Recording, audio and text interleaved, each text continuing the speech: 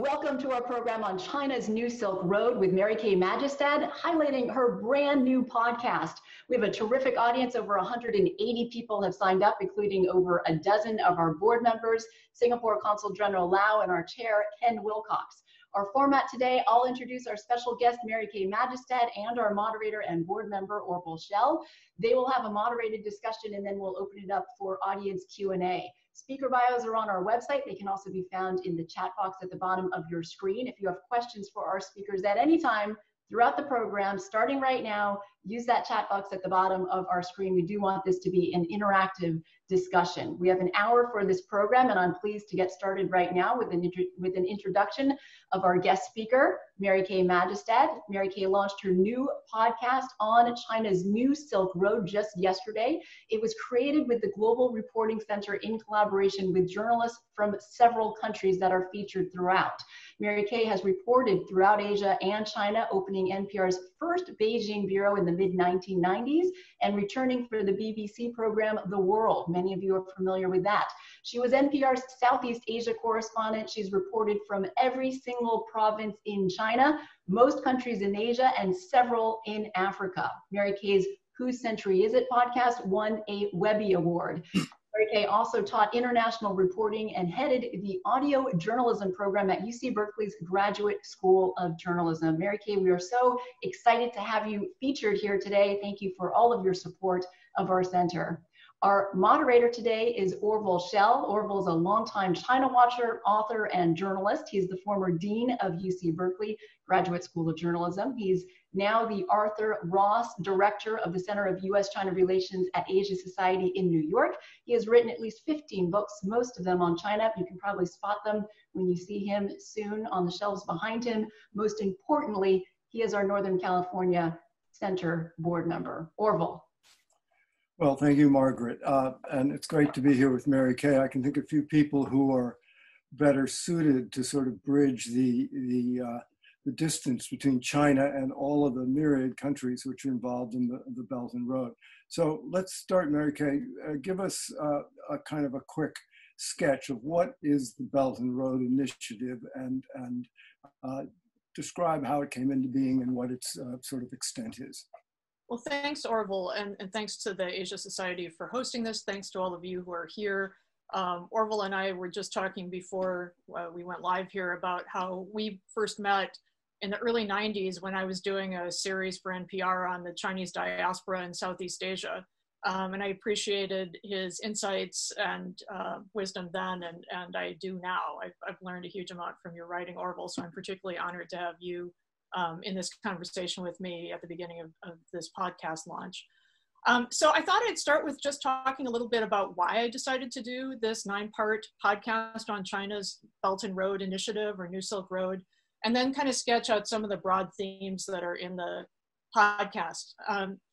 And I guess the starting point is that the Belton Road Initiative builds on Chinese expertise from decades of building infrastructure at home, and it takes it on the road around the world. 138 countries have at least signed memorandums of understanding with China about the Belton Road, and in dozens of those countries, Chinese construction teams, Chinese companies, mostly state-owned enterprises, are building out projects.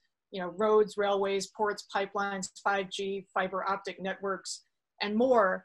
And the Chinese government pitches this as a win-win, and in some countries, it's experienced to some degree as such. In others, maybe less so, and I'll get into that a bit in these comments and then in conversation with Orville. But behind this effort to have what the Chinese government says is a win-win is also a goal, which is to build a new architecture of global trade and global power, ideally with China at the center, with the expectation that this is the China century, the Chinese century. And this is one way that it kind of brings the world's network of trade closer to China. It's been called a $1 trillion initiative. So far, China has laid out a bit more than $500 billion, mostly in loans and some investments in aid. But it's interesting that the Chinese government chose two terms. The Belt and Road Initiative is a belt of land routes, a maritime Silk Road of sea routes. increasingly over the last couple of years, the shift has been in English to calling it the New Silk Road, which kind of translates better. And it kind of builds on the romance and the legend of the Old Silk Road. It follows some of the same routes, connecting China with Europe through Central Asia. But an interesting difference is that the ancient Silk Road had no center and no central leader. It was a thick network of different nodes. And I find that interesting when thinking about, is this the China century? Is this the Asia century? Is it something else entirely? The Asian century being related to 60% of the world's population in many different countries connecting with each other. Those of you who heard Parag Khanna talk at the Asia Society a few months back, I was in conversation with him, heard him talk a fair bit about that. And if you didn't hear it, it's worth going back and listening, because he had some interesting things to say about it. Different things have been said by observers and analysts about the New Silk Road. Some have called it a branding exercise. I mean, what is it really? When Xi Jinping announced this in 2013 in Kazakhstan, he bunched in a number of projects that had already been completed, including the pipeline from Kazakhstan, the oil pipeline from Kazakhstan to China. Since then, again, a criticism has been, some of it feels like, throwing spaghetti at the wall and seeing what sticks. There's a little bit of that, just like in reform and opening up over several decades. There were a lot of things that didn't work, but many things that did. And the important thing was that there was a goal in mind, there was momentum, and there was the maxim from Deng Xiaoping, which was, you cross the river by feeling the stones. You kind of figure out what works and you course correct as you go.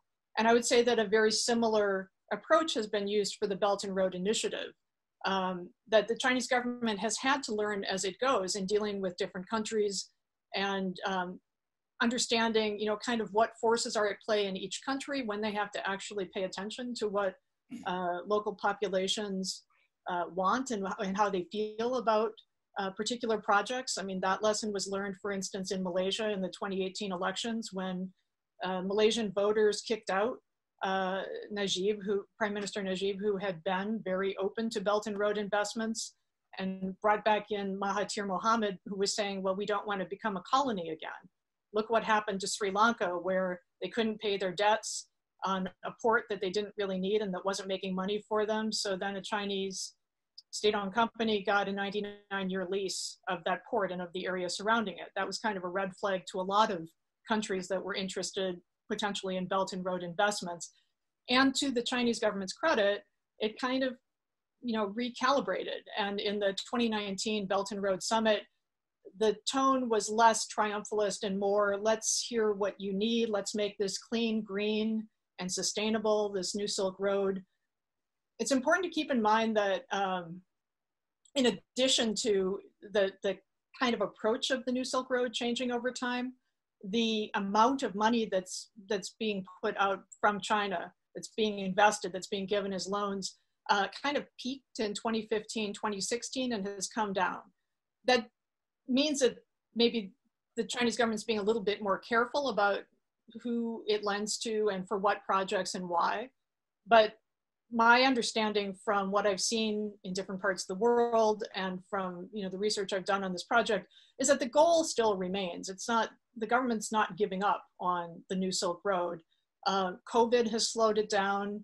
Some projects have stalled, some stalled just for a short time, like the East Coast Rail Link project on the east coast of Malaysia, but then it started up again within a few weeks.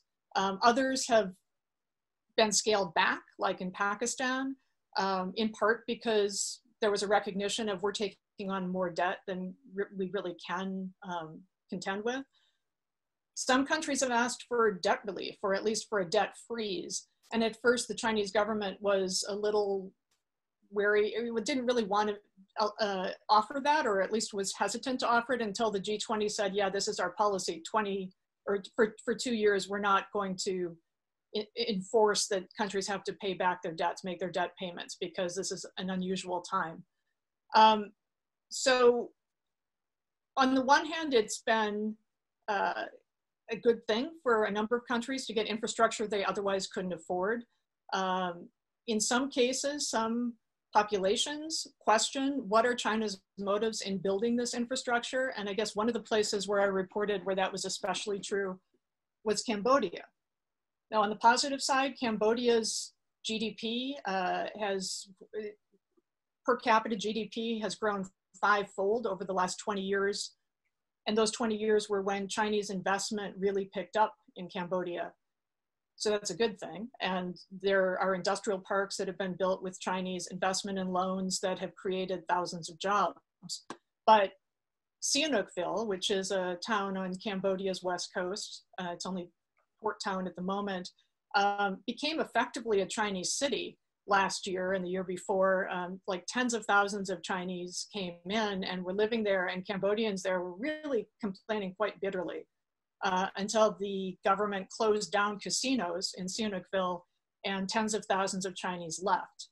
But just up the coast, well, actually down the coast about an hour, there's a military base where China has expressed interest in having ships dock and using the facilities. And up the coast about an hour, there's an area where a concession has been given to a Chinese state-owned company to build out a resort and an airport and a dam and other facilities. I mean, it's quite extraordinary. It's a lot of apartment buildings, and it's basically a new town that could hold tens of thousands of people. The lease is for 99 years, and it's 20% of Cambodia's coast. And this is right around the corner from the South China Sea. And it's right across the water from that East Coast rail link in Malaysia. So, you know, some military analysts have looked at this and said, obviously, this is a dual use proposition. This is China finding positions that are important for it, potentially to curtain off Southeast Asia if the US ever were to come into conflict with China and would perhaps want to access those ports. Whether China actually could curtain off Southeast Asia from the US military is an open question, but that's one of the ways that local Southeast Asians who I've talked to have looked at some of these projects. So a lot of things are happening at the same time, that there are economic benefits, in some cases significant economic benefits that have been appreciated. There are concerns and anxieties about where this is leading and how much countries are, you know, in danger of losing their autonomy if there's increasing Chinese presence, as in Cambodia, over the last 2 or 3 years. And the Chinese efforts to build out the Belton Road kind of have to contend with different ways that people around the world are looking at this. I think there's also been an interesting set of unexpected or unintended consequences for the Chinese government. I mean, so there was this goal in mind, and like, we'll figure out how to get there to this goal, but not really recognizing how much having such a clear strategy, even if not a clear way of carrying out the strategy, has led other powers, other countries to push back and find ways to create other opportunities for those who might initially have thought, well, yeah, great, we'll take the money. So for instance, the European Union has now started its own infrastructure initiative for connecting Asia and Europe. The United States has started something called the Blue Dot Network to build out infrastructure in Southeast Asia. India and Japan are collaborating to build ports and other facilities in Sri Lanka and Burma and Myanmar. And the European Union actually learned when a Chinese company, basically the top Chinese shipping company, took out a majority stake in Piraeus, in Greece's ancient port, and made it the busiest port in the Mediterranean. But it now has a majority stake in that port. And it was able to get it because after the financial crisis, the EU said, hey, austerity, you know, you just need to go through this. And the Chinese company said, well, no, actually, we'll invest, we'll help you out. This time around with COVID, the European Union kind of had learned its lesson. So it created the biggest stimulus package the EU had ever made available to European countries, more than $800 billion. And about a quarter of that has gone to Italy, which before it got that money, before it was, the stimulus was made available to it, was becoming anti-EU, had become the first country to join the Belton Road, the first G7 country to join the Belton Road, and you know, had an economy that was really hurting. So a lot of people are calibrating as the Belton Road goes forward. And I think it's something that we'll be living with for a long time. It's something that is likely to change the world, but we don't know in what ways. We don't know, and the Chinese government doesn't know. But when you are carrying out something this big in this many countries, it creates a lot of new opportunities. It creates a lot of potential. It creates some problems. And China's not the only actor in the mix. So, I mean, I think that might be a good starting point for the conversation, that there are a lot of unknowns, but there are a lot of interesting things at play that we can pay attention to, and probably should be paying more attention to now as they happen. Well, thanks, Mary Kay. This project, which I think is probably one of the largest projects the world has ever seen. I mean, it is of a different nature, but it is as vast as the British colonial empire. I think it embraces almost every single continent, with the possible exception maybe of Australia. Now, so it raises a question in my mind, you know, is what is motivating Xi Jinping to do this? And how does this fit in with his notion of the rejuvenation of China and the China dream? So I think it's very much about China being great in the world, and maybe the greatest in the world. And if you think about this as a hub and spokes kind of system where China's at the center, I mean, it does connect different parts of the world, but it's not so much about that thick network of different nodes that the old Silk Road was. It's China making sure that it can get the resources it needs from different parts of the world, just as it's been doing for 20 years and more already. But also that, I mean, part of it is something of a soft power effort. But the way that it's been carried out in some places has maybe not quite had that effect, because local populations feel they haven't been consulted. You know, there have been political anxieties about what China's real motivations are. And it really varies. Like when I was in Ethiopia, there's a lot of positive sentiment about China.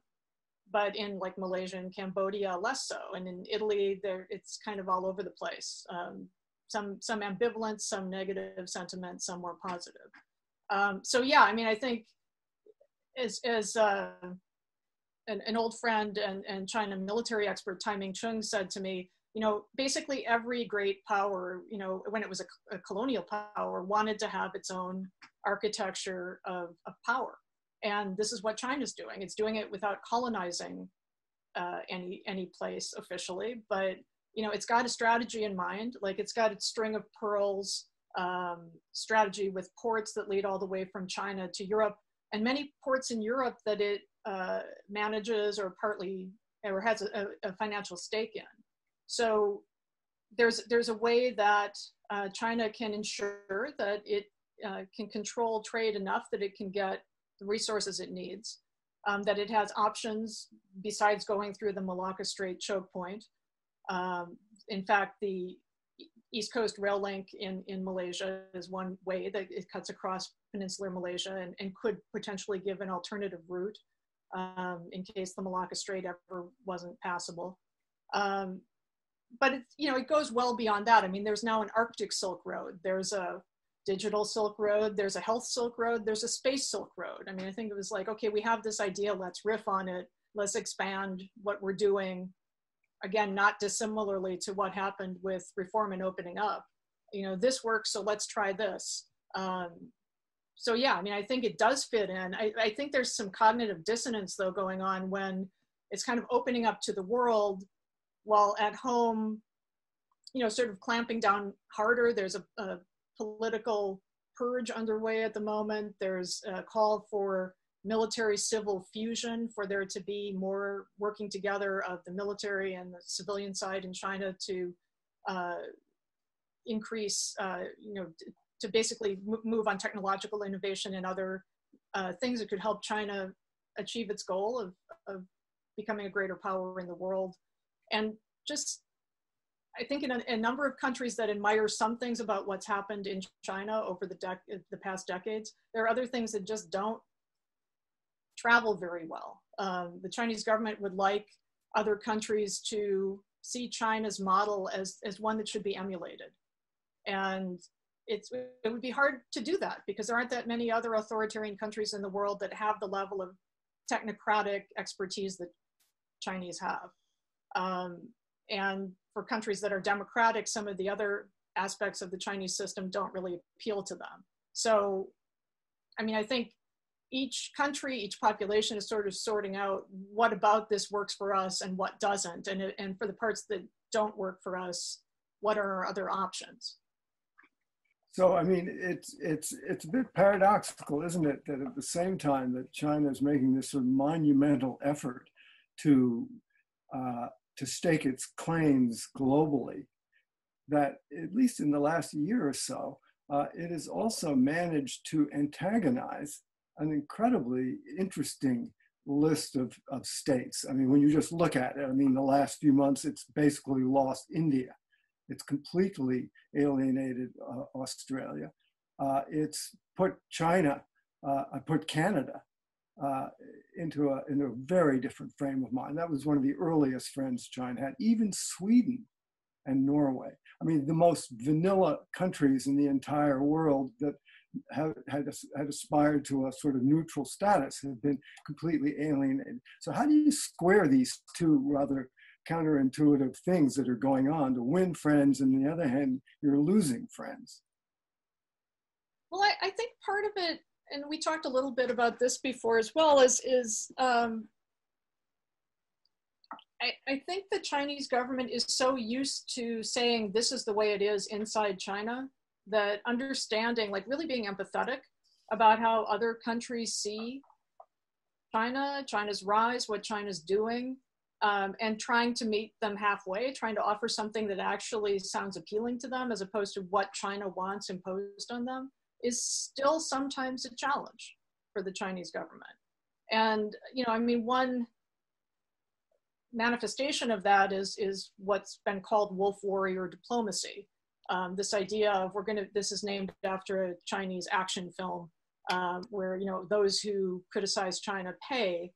And the Chinese foreign minister has actually said, you know, we're not going to be antagonistic toward people, but if you insult us, you know, we've got integrity and we've got guts and we're going to, you know, push back. And in some cases that the pushing back, like saying, hey, maybe COVID came from Italy, or, you know, if you criticize us, we'll boycott your products or whatever, that, you know, that doesn't play well. You know, we as a, you know, global population are all dealing with COVID, and we in the United States have really screwed up our response. But, you know, sort of saying, well, you know, maybe we had nothing to do with the beginning of it, I think doesn't engender trust and confidence in China as a global leader.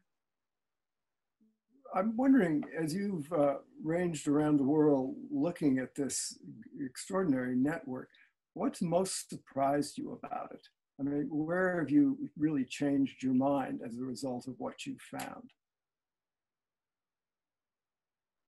I think, well, I mentioned in passing two places. So I would say Ethiopia and Cambodia, and I'd throw in Italy as a third. In Cambodia, again, you know, there actually has been extraordinary economic growth. Cambodia and Ethiopia are among the countries with the fastest economic growth rates in the world, you know, over the last few years. And I did my master's thesis on Ethiopia when it was in the midst of famine, and I've spent years reporting in Cambodia. So I'm very interested in both places, you know, from sort of personal experience following them. And the difference that it's made to get that kind of investment over time is significant and deserves credit. But like in Ethiopia, there's quite positive feeling toward China. I mean, if you as a foreigner any foreigner go outside of Addis Ababa in the countryside, People will yell China, China when they see you, because the foreigners that they see are Chinese, and the Chinese are building dams, and they're building roads, and they're building railways. And people, I didn't talk to a single person in the, just in villages outside of Addis and up in Tigray who said negative things about China. In Cambodia, it's quite the opposite. In Cambodia, there's a little bit of positive feeling, but a lot of people feel pretty bitter and feel like, okay, so this is just another big country pushing us around. Even though Chinese investment has come in and transformed Phnom Penh and transformed Sihanoukville and created a lot of jobs. But the feeling is, we're being treated like we don't matter. We're being treated like we're just this little country that only matters to China because we're strategically located. So would you say, Mary Kay, that closeness makes the heart grow fonder? Or if Cambodia is the model, does massive investment, lots of Chinese laborers, engineers, in other words, does it work that the more successful China is in a way, the less successful they are, if Cambodia is an example? So I think it's all about the approach. I mean, if you had asked me this 15 years ago, I did a series then for the World about how China's rise was affecting traditional US allies in Southeast Asia. And, I went to Thailand and the Philippines and South Korea and Japan. And, aside from Japan, the others were like, hey, this is great. This is going to be, sort of rising prosperity for all of us. And the US is, busy thinking about the war on terror. But the tone from China shifted, and the, sort of expectations shifted then too. Starting about a decade ago with Yang Jiechi when he was foreign minister saying, China's a big country and you're small countries, and that's just a fact. Nobody really likes to be told that by their big neighbor who they've been anxious about for quite a while, going right back to the 70s and the 80s when China was funding communist insurgencies in most Southeast Asian countries. So it's been a complicated relationship. And I think all of those countries, there are robust trading relationships between China and Southeast Asia, but there's also the conflicting claims to the South China Sea with Vietnam and Malaysia and the Philippines. And the way that China's dealt with that is we're a big country and you're not. And so they're looking for other options. They're like, the US could play more of a role here. We don't want to have to choose between the two of you. As Singapore's Prime Minister said in a recent article in Foreign Affairs, don't make us choose, but we'd like you both to be here. We'd like to have options. I think a lot of people I talked to said, we'd like the US to be more active, but not to be too arrogant. And, we'd like there to be a multipolar world where there isn't one world, one dream, the old Beijing 2008 Olympic slogan, which Xi Jinping has repeated in different ways over time, a community of shared destiny that the new Silk Road is supposed to create. So yeah, it's, thanks for the ability to build the infrastructure, but don't bring other expectations to it beyond the fact that there's now a road and we'll pay you back the loan. And yet, I mean, this tendency, I think that's very natural amongst small or even middle-sized countries to not want to make a choice. Korea would be a classic example of this, as would Malaysia, Singapore. But it seems to me that as the oil and water separates here, particularly under the Trump administration, as China becomes, in many ways more aggressive, and the outside world more resistant, the hour is approaching when countries will find it less easy not to make a choice. What's that going to do to the Belton Road Initiative? So I guess part of it is, does the Chinese government strategically decide we're not going to force a choice? Or do they say we are going to force a choice, in which case I'm not sure they would necessarily like the choice. It's possible in the case of some countries that are already pretty dangerously over leveraged, at least 8 and possibly more, they may just choose not to pay back the loans. I mean, what's China going to do? Come and invade the country and take control of the port they built there? Or, maybe they would, but there would probably be repercussions for that. Again, it's a dynamic situation. If China acts one way, the recipient countries on the Belton Road react appropriately to that way of acting. If they act a different way and it allows a little bit more flexibility and maybe a little bit more strategic ambiguity, that's a different matter. And now it isn't simply a question of how China acts.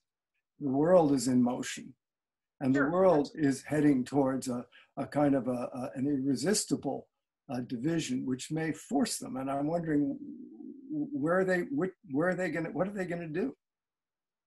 Good question. I don't have a crystal ball, so we'll see. One other thing that I'm sure that you have some thoughts on, having been in China for so long. There's a lot of criticism in China amongst particularly people who are in less developed parts of the country, that Xi Jinping is taking all this money and throwing it around the world, where China itself could use more administrations. And I'm wondering if things do come a cropper in the sense that people don't pay back loans, or there's a delay in paying back loans, and a lot of these things don't work out. How do you think that's going to sort of catalyze the internal situation in China? Interesting question. Yeah, I mean, so I did talk to a few people in China who, I don't know how representative these people are. I don't know that there have been good public opinion polls taken in China on this question, but, a few grumblings about, we've got needs in China. Why are we spending all this money overseas? Why are we giving all this money to Africa? Most of the money going to Africa, incidentally, is loans, not aid. But, I think the perception in China has been, that, well, okay, if this helps us, but otherwise, why are we doing this? I don't know. I mean, I think that there's what I've certainly heard is pride in China's rise in the world, a feeling that China deserves recognition for everything it's accomplished. If the Belt and Road helps that rise and people respect China, great. But otherwise, I mean, I think one of the things you're potentially perhaps asking here is, in the midst of COVID, China's actually done better than expected in the last 2 or 3 months in terms of exports, but it's still, the economy is growing more slowly than it has in decades. Economic growth was already slowing. What happens if there isn't just if life doesn't just keep getting better materially for people in China? And that's an important question, particularly if everything else is about sort of tightening up and limiting free speech or criticism. I mean, when I lived in China in the second half of the 90s and 2003 to 2013, there were a lot of protests in China. I mean, tens of thousands, sometimes even more per year, as long as police were reporting it up to 2010. And I assume they continued after that, even though they weren't being reported, the numbers weren't being reported. And those were managed, sometimes violently, sometimes not. But clearly there was a lot of discontent then, and that was with 8% economic growth. So it's an interesting question. I mean, I can't see into the future any more than anyone else can, but I see it as a tension now. And how Xi Jinping manages that, and the extent to which the Chinese population is, made to feel that they're being listened to about things that matter most to them, almost certainly matters. Mm-hmm. If you were Xi Jinping's sort of monitor of the Richter graph on success and failure of this extraordinarily large and involved venture, where would you put your mark? What's the scale, up to 10? Yeah, 1 to 10. And what's the trend line? Are people becoming more enamored of it or less? I would say less enamored of it, but not completely dismissive of it. Mm-hmm. And I'd put the success rate somewhere around 7, 6.5, 7. Mm-hmm. I mean, I think it depends what you're measuring. If you're measuring, is the infrastructure being built? Is it being built well? Is it making a difference on the ground in terms of, how people travel and what the economic opportunities are in a place? I've certainly seen a lot of decent infrastructure in places I've gone. If you're measuring, is this actually serving more of a dual use goal, more of a strategic goal of being a new architecture of global power? Having a new architecture of global power doesn't necessarily ensure that you're also going to have the hearts and minds of people who are using that architecture. And so how you act in the world matters absolutely. And I would probably give it more of a 4 at the moment, a 4 or a 5, because, the wolf warrior diplomacy isn't going down well. And the way that the Chinese government has reacted to criticisms about, the slight delay in China before, it was weeks, not months, like with SARS when I was living in China and covering it.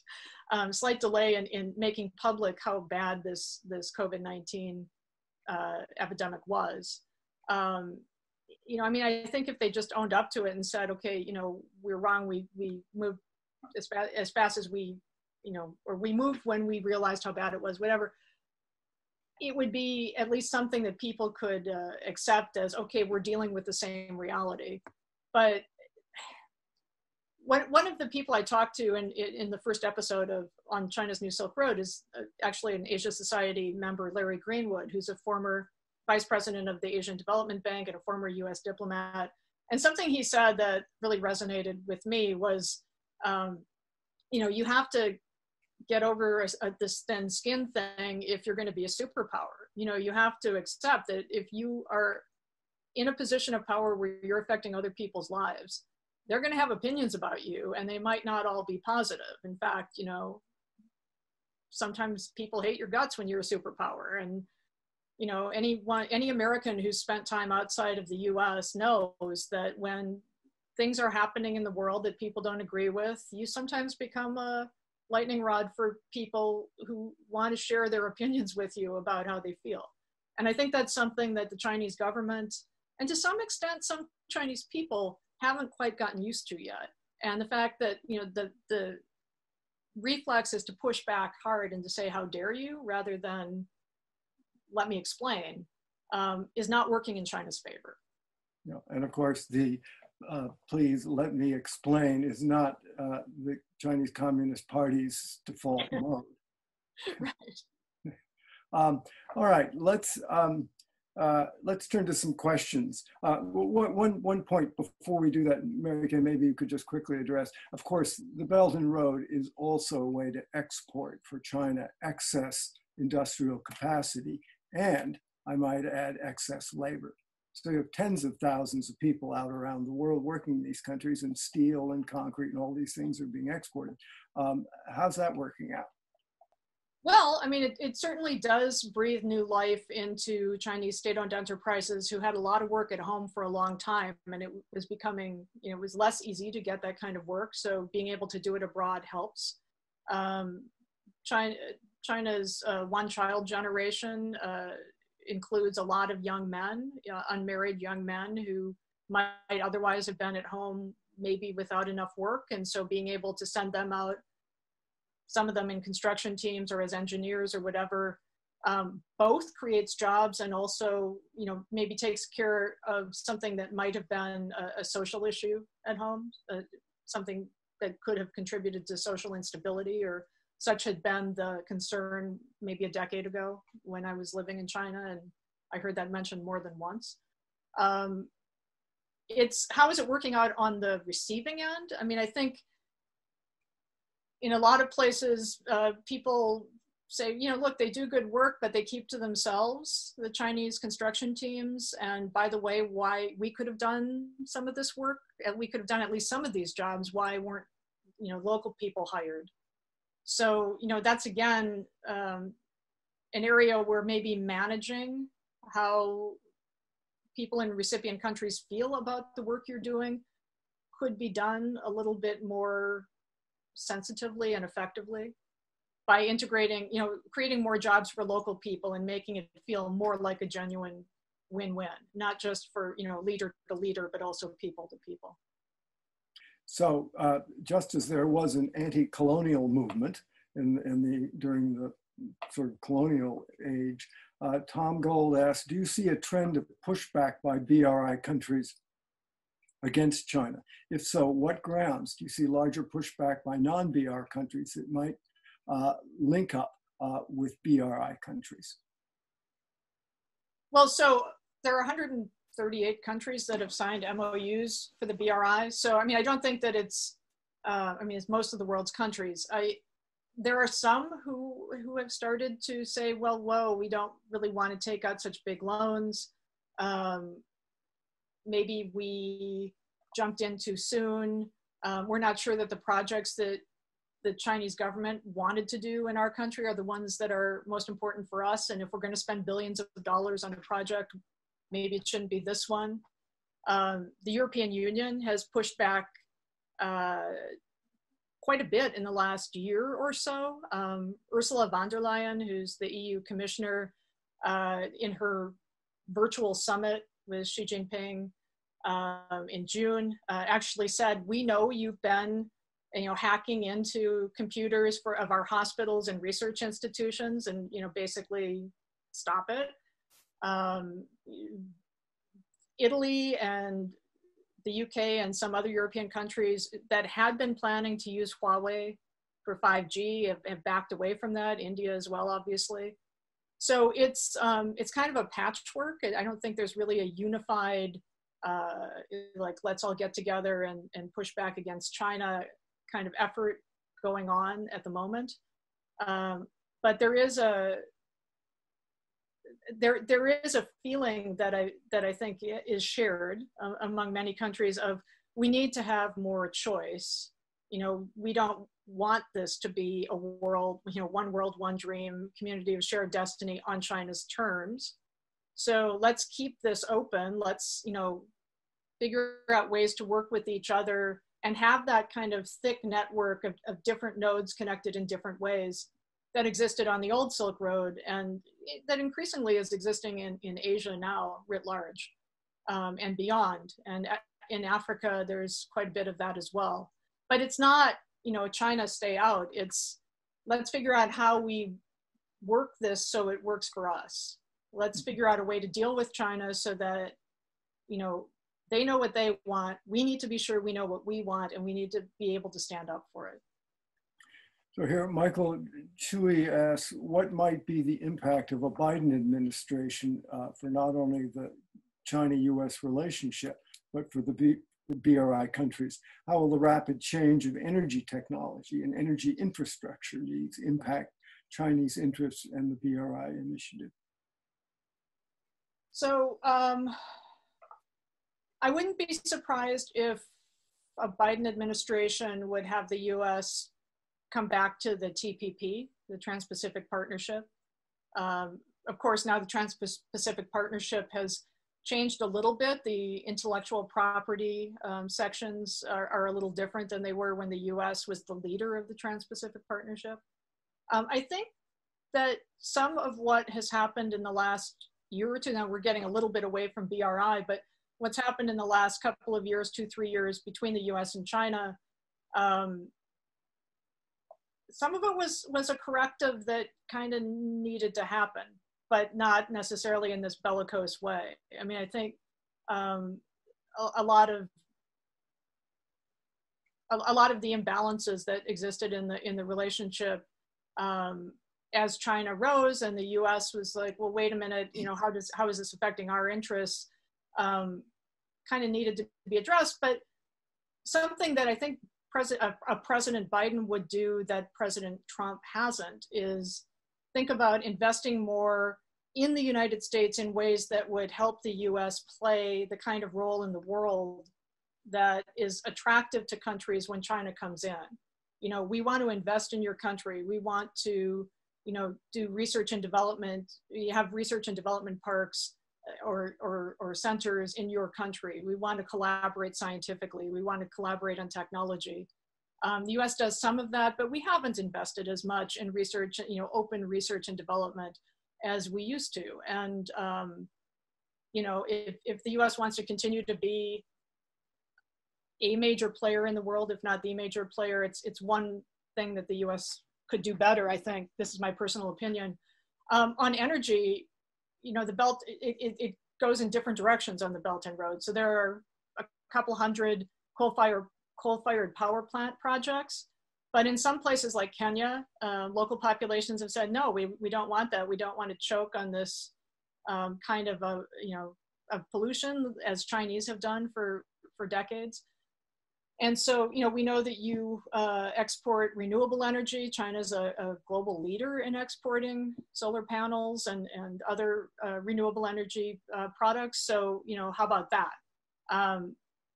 The coal-fired power plant was stopped in that particular one in Kenya.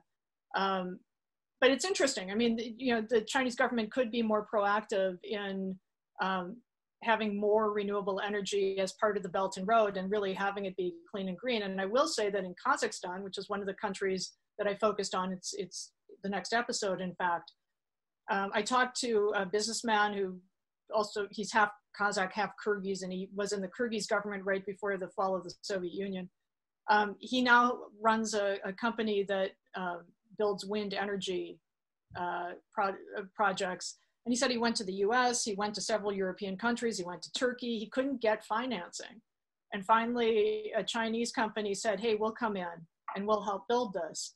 And it's the first major set of renewable energy projects in Kazakhstan.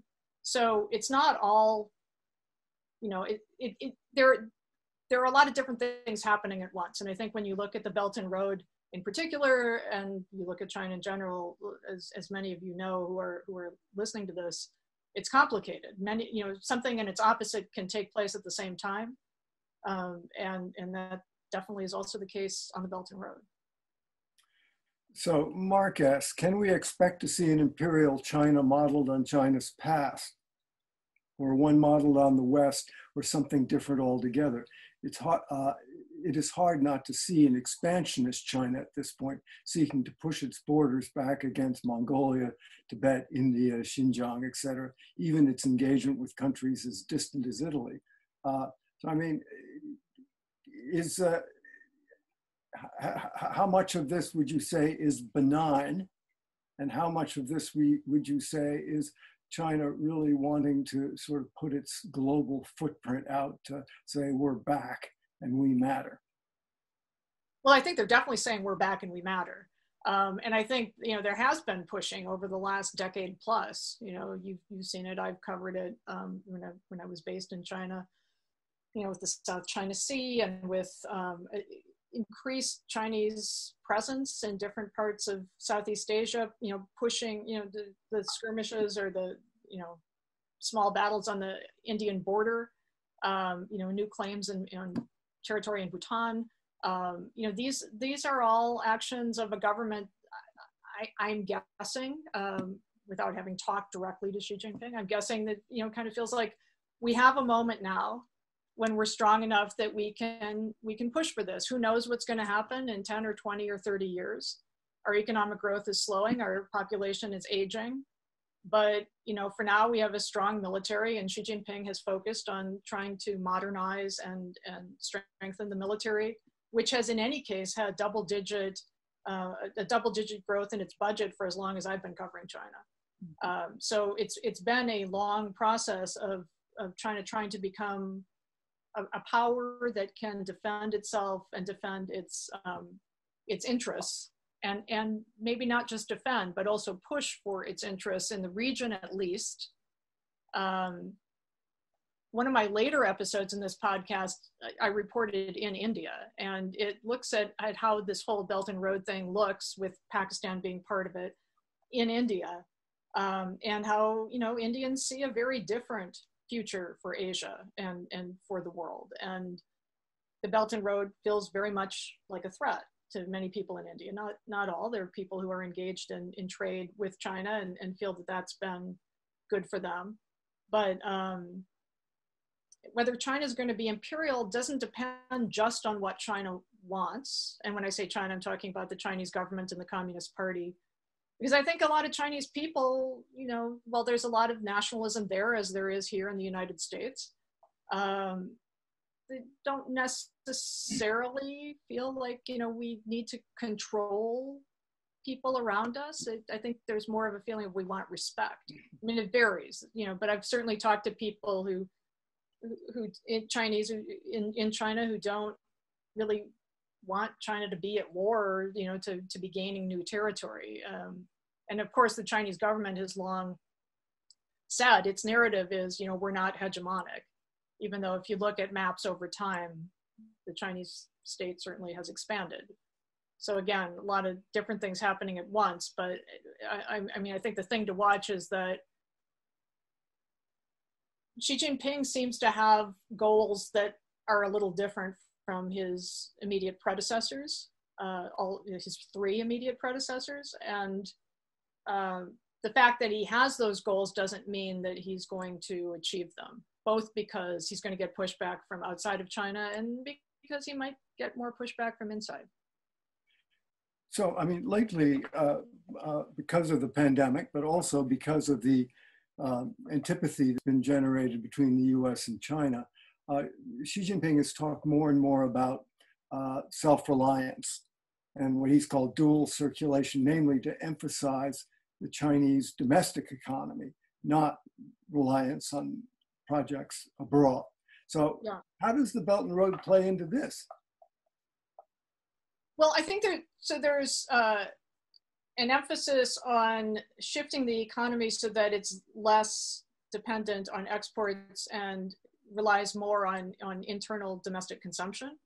And that has already started happening, but you know, COVID kind of set it back because people who had been spending money, Chinese who had been spending money, particularly younger Chinese, are now saving more because they don't really know what's going to happen next, and they're being, you know, in their own minds, prudent. But I think with this too, both can happen at the same time. The Chinese government may not spend as much on the Belton Road, or you know, basically commit as much to loans on the Belton Road, new loans, as it has over the past 7 years since Xi Jinping announced the initiative. But the goal is still there, and I think over the long term, I don't think this is going away. I don't think it's going to be like, okay, we're going to turn off that spigot and turn our attention to home. But there might be a pause, there might be a lull, there might be a scaling down for a while and then a scaling back up. So yeah, it's something to watch. And my impression certainly is that the Chinese government continues to have this goal, just like China had the goal all the way through of reform and opening up. We want our economy to succeed, to reach a certain scale and level of success in the world, and it's done that. And until there's some significant barrier that the government hits, I think they're going to continue to cross the river by filling the stones with the Belton Road as well. One of the more surprising elements of the Belton Road is China's interest in the Arctic, even in joining the Arctic Council, whereas they have no real estate in the Arctic. James Langworthy asks, can you say something about the Arctic shipping lanes and its relationship to the Belton Road? I mean, how does China stake its claim in the Arctic? Yeah, so one of my episodes is on the Arctic, and I reported both in Greenland and in Iceland, and talked to the Arctic Command, which is run by the Danish in Greenland. And they said, yeah, interesting that Chinese ships are kind of coming around to just kind of test the borders of the periphery of Greenland's waters.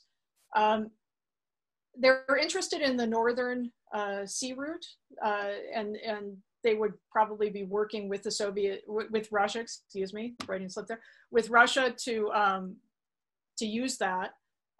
They have a couple of icebreakers now, icebreaker ships that could, you know, make their way through those waters.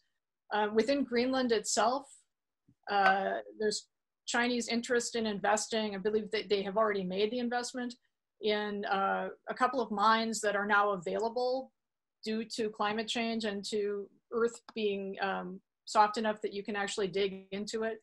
So it'd be rare earths and uranium. There are other small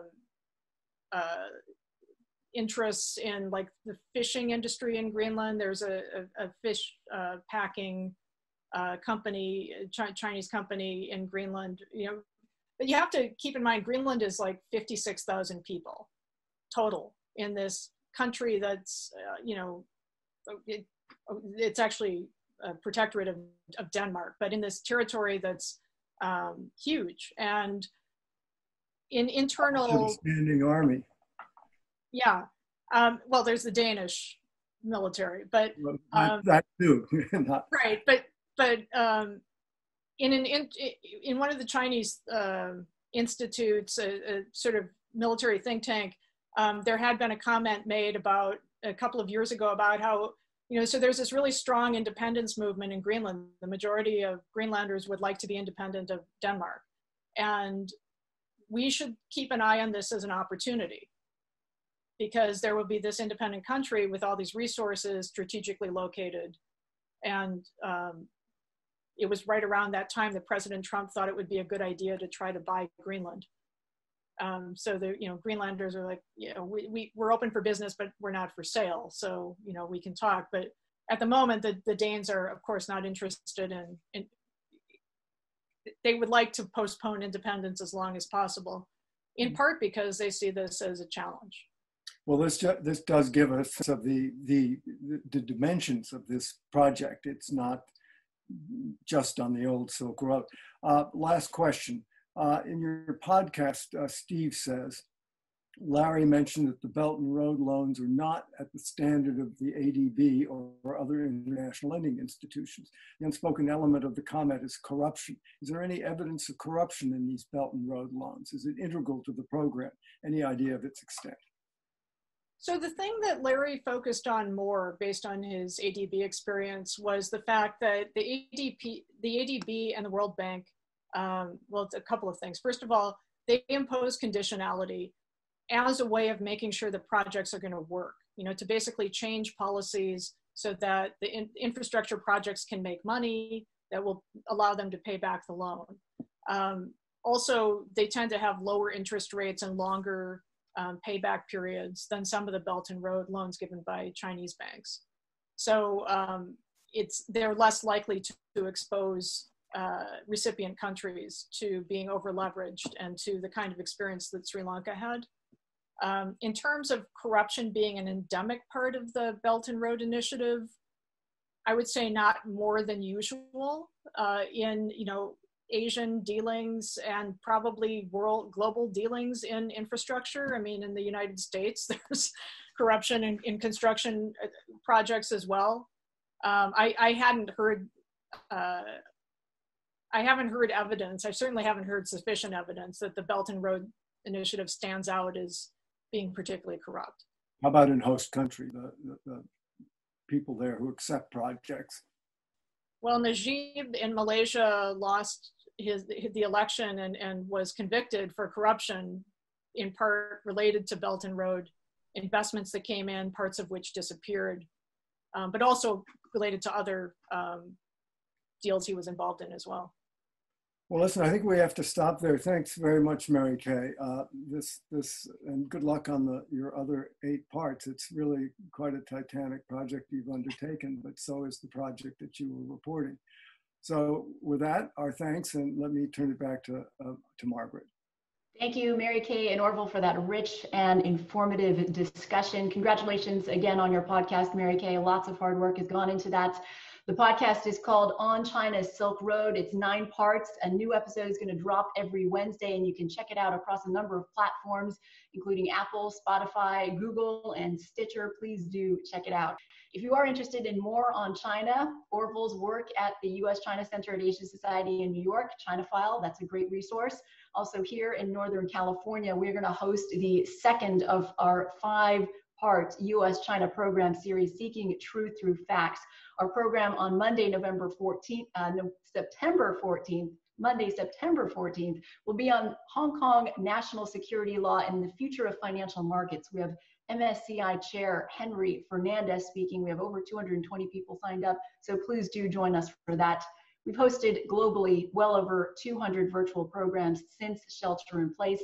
If you aren't a member, please do consider joining us. Most of our programs are free. We're also a nonprofit, fundraising constantly. So if you're interested in donating, please reach out to us. Here in Northern California, we've been averaging a program a week since sheltering in place. For our VIP members joining our reception, please click over to the second Zoom link that was sent to you right before this program. A big thank you to our team, Rexel, Pilar, Michael, Jamie, Heather, and all of our interns. And from all of us at our Northern California Center, thank you and stay safe.